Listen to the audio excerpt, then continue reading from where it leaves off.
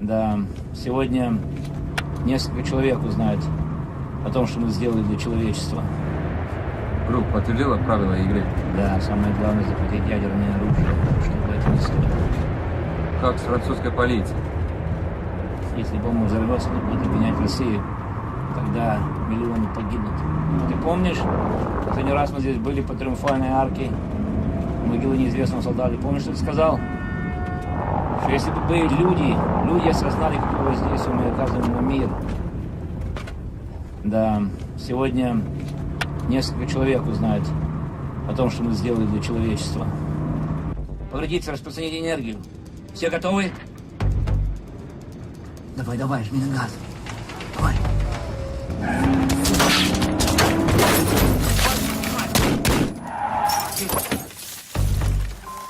It really is unbelievable. What you're watching here is footage from the game Battlefield 3, which was released in 2011. And in the game, the player has to take on a mission in which they need to neutralise a terrorist threat in Paris, France. And guess what date this threat takes place on? Yeah, you got it right. It's the 13th of November. Pre-programming at its finest.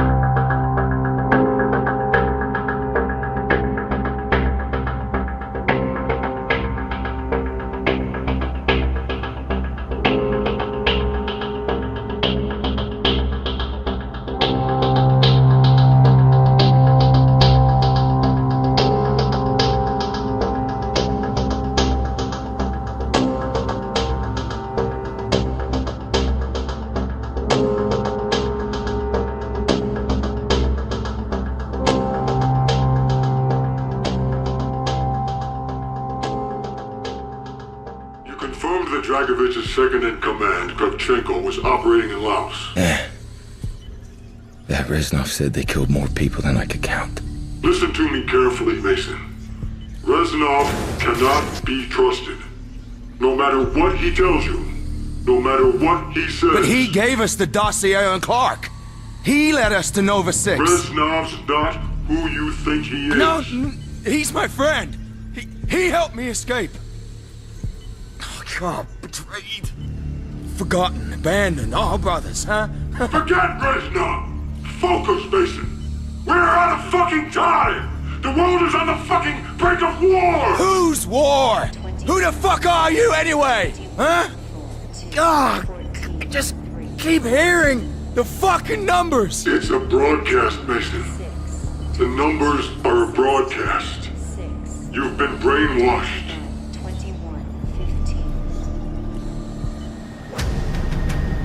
You were cleared for duty and summoned to the Pentagon. Jason Hudson was my new handler. This is it. Why the Pentagon? Hudson couldn't tell me. He didn't have clearance. Your convoy's ready, sir. Welcome to the Pentagon. We're late.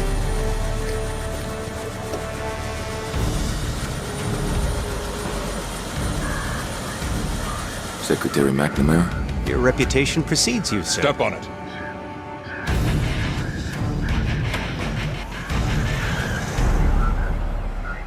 Nothing less than our national security is at stake. He has no fear, no conscience, no weakness. This is Nikita Dragovich. I believe you two have already met. When do I kill him? We're lucky to have you back, Mason.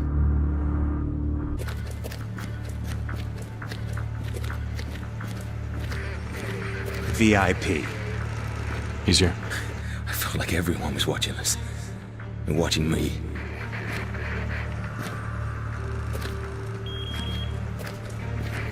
Back then you couldn't trust anyone. Sometimes even yourself. That's why we're here, Mason. To see Finest if we people can in the trust world, you. right here, 24/7. It never ends. We were watching you the whole time. It's not possible. I was in the Pentagon. Please tell him we're here. At once, sir.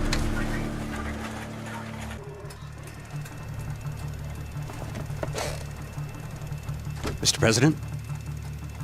Agent Mason, Great honor, Mr. President. sit.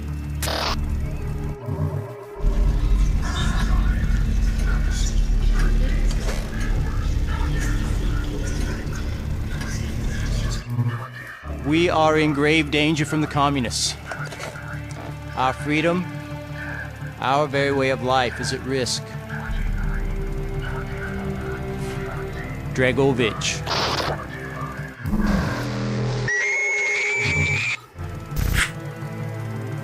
I'm told that you are the very best that we have. Anywhere. You will need to be. Mr. Mason, take care of it. Victor Reznov's been dead for 5 years. He died at Vorkuta during the escape. All the years you thought he was with you, that was just in your mind. I trusted him. That's why it worked. It was their attempt at MK-Ultra. Dragovich programmed you to kill Kennedy, but Reznov sabotaged you. He wanted revenge for all the Dragovich done to him. Dragovich, Kravchenko, Steiner, 3 new victims. There are gaps in your memory. Periods where you went MIA and we couldn't account for you. But now that the brainwashing's been broken, all that lost time will come back. We need to leave. The Nova 6 strike is imminent. Hundreds of sleeper agents, hidden in every state capital, are about to unleash this poison on your own countrymen. When Steiner died, we lost our key to unlocking the location of number broadcasts. You were programmed at Vorkuta to translate the number codes. Only you can tell us what the codes mean.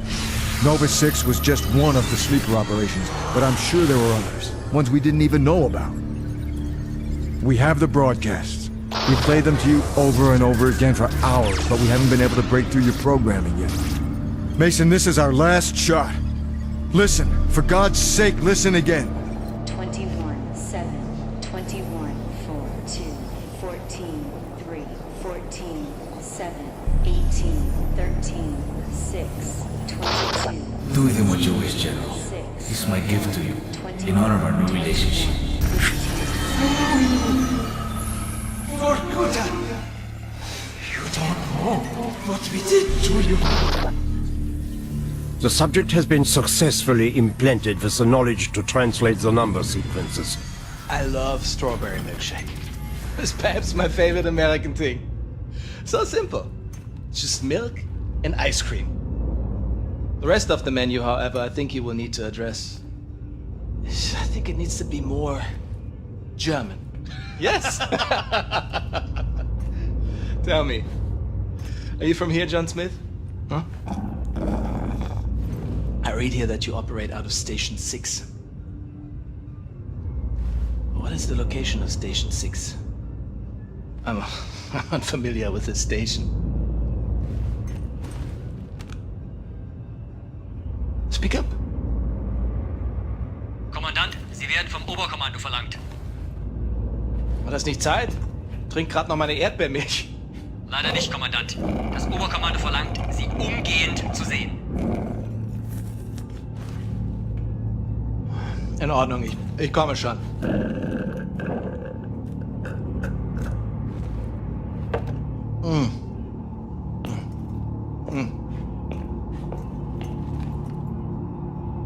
Mein Gott. Oh mein Gott, das bist du. Das bist du! Blazkowicz, shut the fucking front door!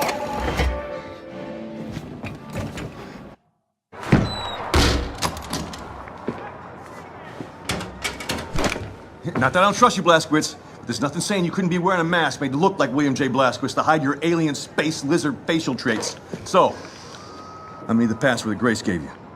She didn't give me one. Right. Off with the mask. Show me your lizard face, motherfucker. Super Special, lower your weapon before I break your arm and put your lights out. I knew it was you, Terror Billy. I was just fucking with you. Come on, follow me. Hey.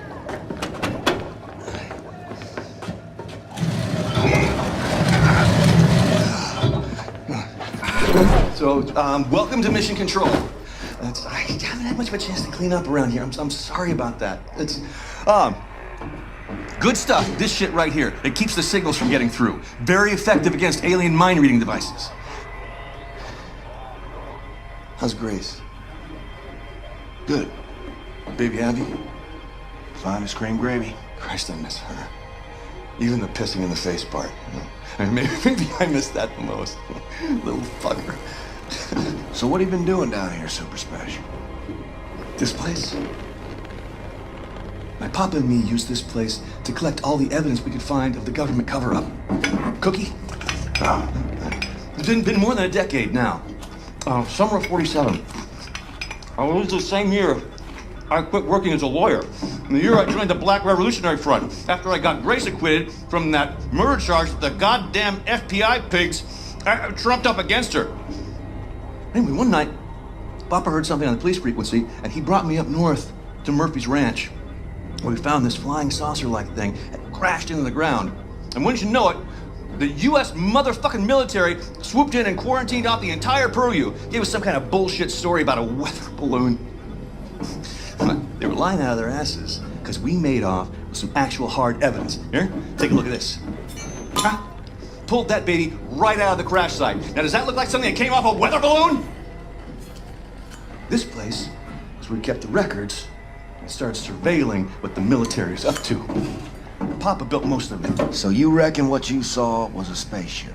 I'm not saying it's a flying saucer from outer space, but it was clearly extraterrestrial in origin, if you catch my drift. It's all fucking connected, man. If you trace the chain of causation, you find yourself in a secret underground facility about 10 clicks east of Roswell, up by Bottomless Lakes, Area 52. Our government captured an alien flying saucer, and they stored the salvaged bodies and technology in an underground vault. Everyone was involved. The FBI pigs, the military pigs, even the goddamn King President pig himself. Check this shit out. What?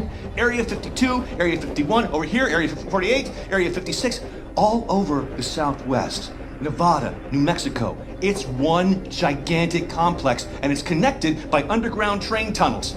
Look at the pictures. Plasma guns, mind control, anti-gravity engines. And after our coward-ass government surrendered to the fucking Nazi pigs, our new masters took over all these bases, and they kept doing their own experiments to further their own fascist agenda. Look at this. This whole thing is the Area 52 military compound. Up here, the Nazi head honchos installed the fucking Oberkommando. But down here below, is a cavernous vault full of all kinds of weird-ass technology, alien shit. It's all down there. Now, I haven't seen it myself, but it's there.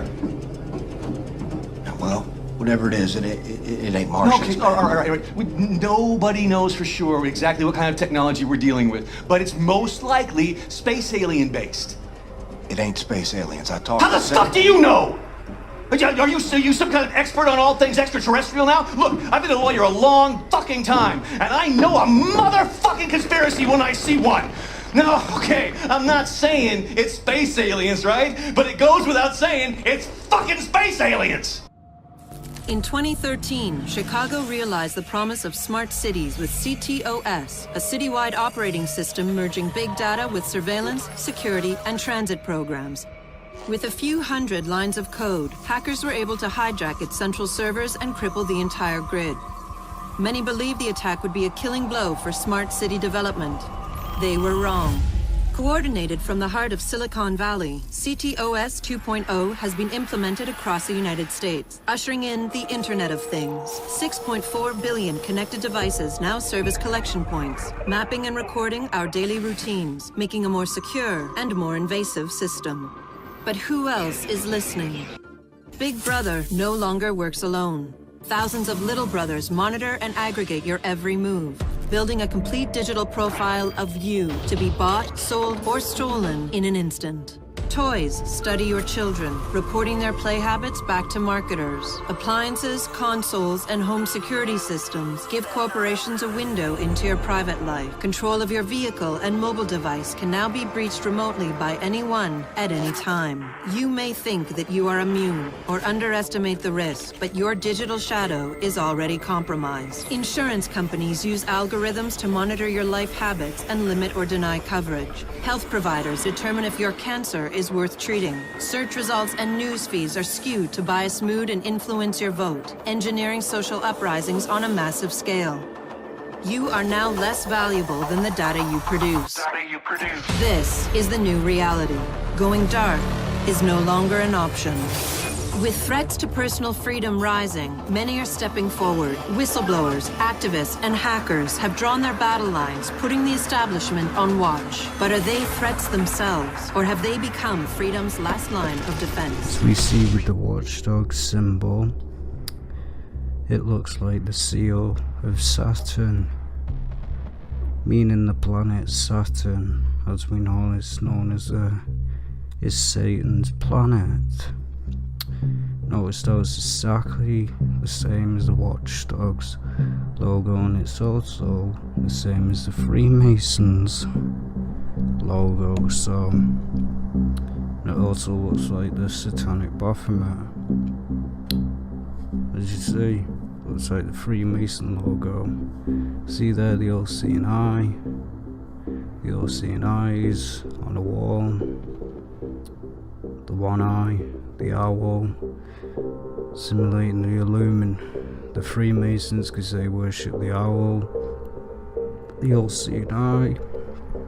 You'll see this through the whole of the game.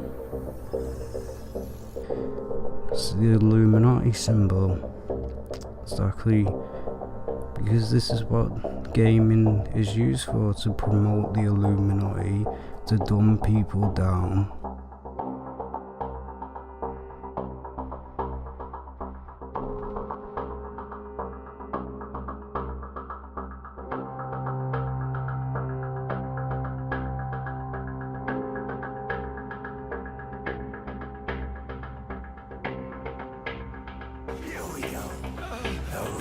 This is a nightmare. It has to be. Ritual. You down there, please. Do something. Help me. No. The Keepers will... They will not rest until this world belongs to their overlords. Trying to tell us of the coming future. It's 10 p.m. to 8 a.m. curfew for FEMA. I don't know if that's them trying to say something about future martial law. And I do realize, guys, that this game is a post-apocalyptic game to America, and that could pertain to that, but you never know. It doesn't hurt to look around and see another guy load up a map talking about this, where he shows these eyes here, and he thinks they're the all-seeing eyes of the Illuminati triangle. Welcome to the cult of Baphomet. Sisters and brothers of Baphomet, we here dedicate the life of our beloved sister Jeanne to the glory and power of the wisdom of Baphomet. We stand together in gratitude to you, Jeanne, for your bravery. I yield this, my body, for the good of my sisters and brothers in Baphomet. We honor your sacrifice. You sure you asked it the right thing? I know this, I know that symbol. That's a Phrygian cap. It stands for freedom, and that's a Masonic eye. Now those two come together in only one place. What's happening? I can't move. Your DNA communes with the apple. You have activated it. Let me go! On the 72nd day before the moment of awakening, you, birthed from our loins and the loins of our enemies, the end and the beginning, whom we abhor and honor, the final journey commences. There is one who would accompany you through the gate. She lies not within our sight. The cross darkens the horizon.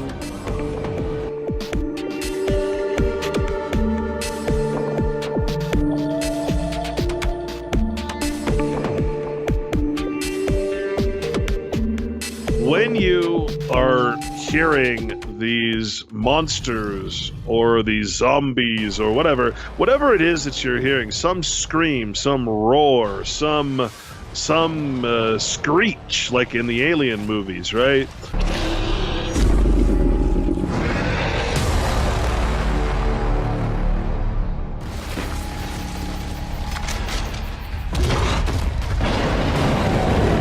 What are you actually hearing? I want you to think about this for a minute. All of you, what are you hearing? What are you hearing when you hear these roar? Why would an animal roar? Why would an animal screech? You see, what we do, or what I used to do, when we wanted to go and get sounds, for instance, a gorilla makes an incredible roar for a dragon, right? Or a tiger or a lion. A bear, right? So we have all this big catalog of screams and roars and what, but what do we have to do to get that? Do we go out in nature and just hope that the bear does that? No, we go to a zoo or some animal holding place for the pound for dogs, etc. And in order to get those sounds, you have to poke and prod and torture these animals. You're hearing the absolute suffering and pain of these animals. You're hearing a captive animal who is being tortured essentially to get the sound. I'll give you an example. When you want a really good high-pitched screech that you would put to the Alien movies, for instance, you would go and record pigs getting castrated. They don't give them any kind of Novocaine or anything to numb their pain. They just snip. And do not. There's no empathy whatsoever towards these beautiful, beautiful creatures. They cause them pain, and we're there with our boom mics to record, and our shotgun mics to record that pain. And you get these. In terms of my art that I used to participate in, you get these perfect, wonderful screams that can be applied to these monsters that you're hearing in these video games. But what you're really hearing is the suffering, the pain, the absolute anguish of these beautiful creatures who are held captive and tortured. Now, to me, that is enough to stop playing video games. That is enough to say I can't do this and I can't participate in this horror anymore. Now I know, because I'm hyper empathetic, that most people probably would not take that position, but for me that's enough. That is the crisis of conscience. That is enough for me to know that, now for you to know that you can't ignore it anymore, and that when you hear those screams, next time you play that game or watch that movie, you're hearing pain, you're hearing suffering, and it's giving you pleasure. That's disgusting. You tell me that all the time they do this? It's never simulated with a computer or something like that? Oh, sure. You take. So what you do is you take the gorilla scream or you take the bear scream, and if you listen, you'll hear, for instance, scraping metal, or what else did I used to use? Like scraping metal is the best, because you add the scraping metal to the sound of that roar, and it creates like a monster type of sound. You can combine different animals and make different sounds. The TIE fighter. Remember Star Wars? Yes. The sound that the TIE fighter makes.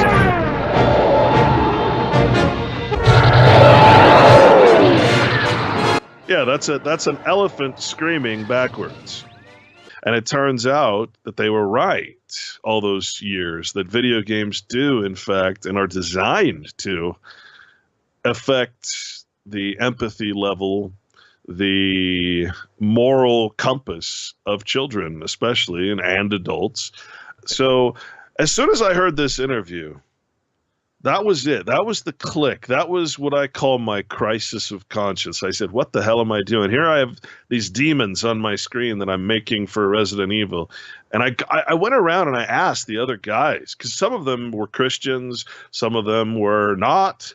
And I asked them, I said, how is it that, do you ever get bothered by this? Is there something about this that makes you want to stop doing this because you're supporting something that is against your religion or against your moral fiber or whatever it is that affects you?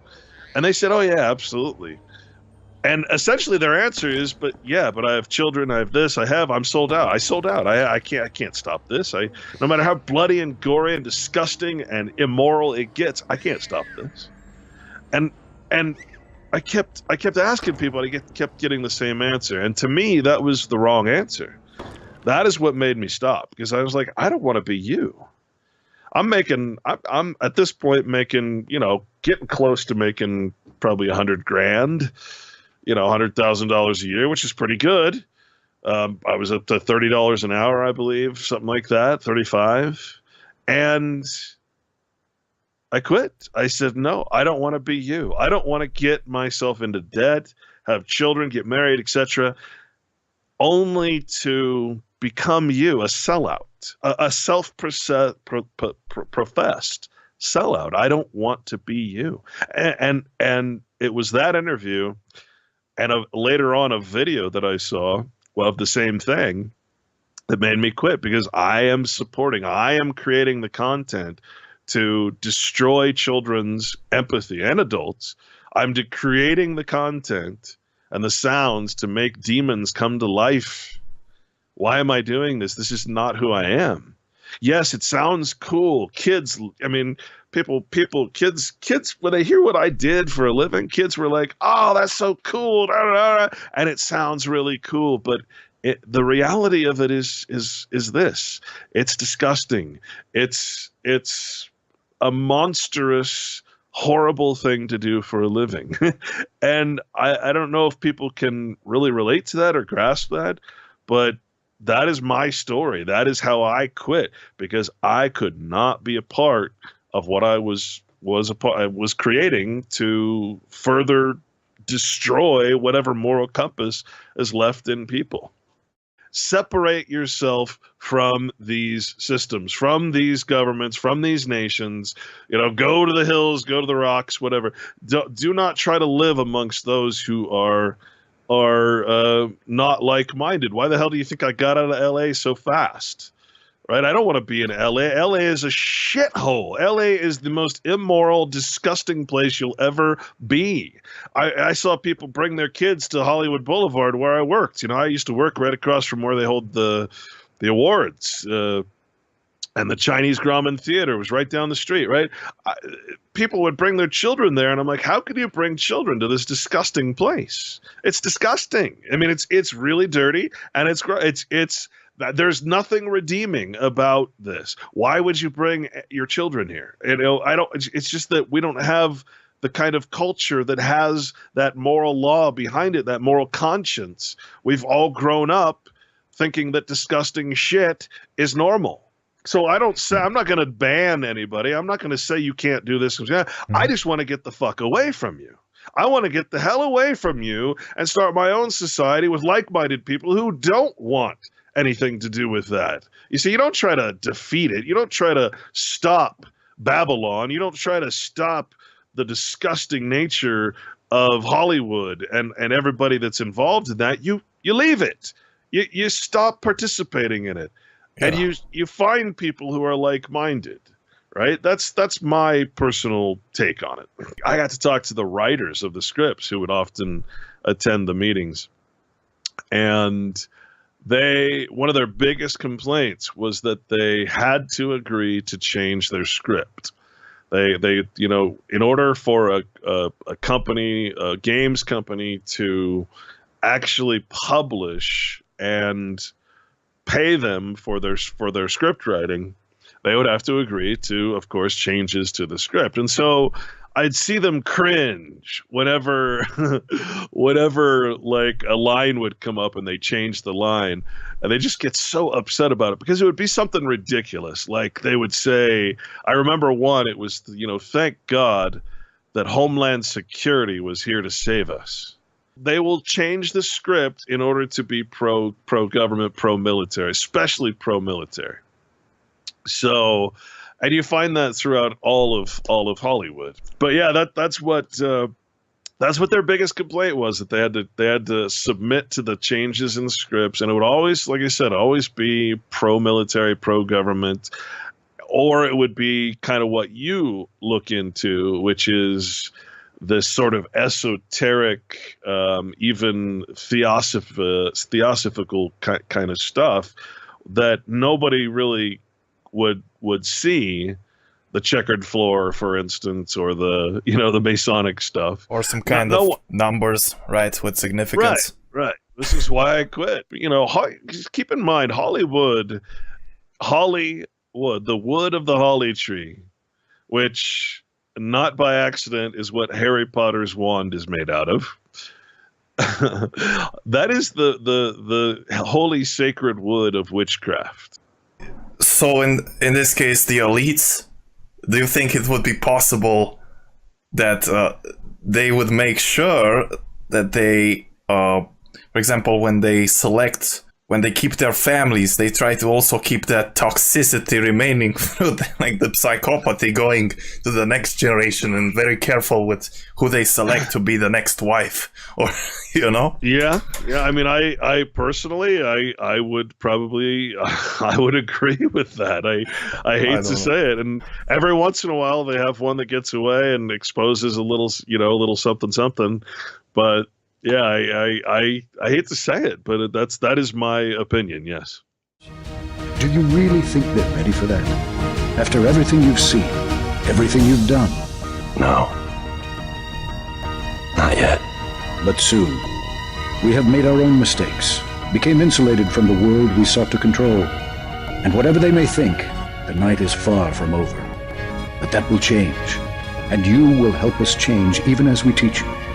This time we will do it right. And who are we? Who are we really? We are the invisible hand. We are the Illuminati. We come before and after. We are forever. And eventually, we will lead them into the day.